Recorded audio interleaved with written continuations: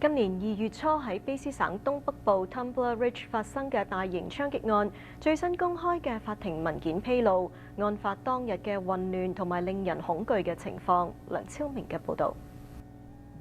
由卑詩法庭公開嘅法庭文件，包括多份申請搜查令嘅文件 ITO， 顯示兇手18歲嘅 Jess Van Russela 整個作案期間混亂嘅情況。警方早知兇手喺屋企殺害自己母親以及同父異母兄弟後，就已接到報案。當唔少喺校內被困師生致電警方時，兇手已開始喺學校大開殺戒。當地皇家騎警其實已好快確認兇手身份，一名皇家騎警甚至好早就報告指兇手個名叫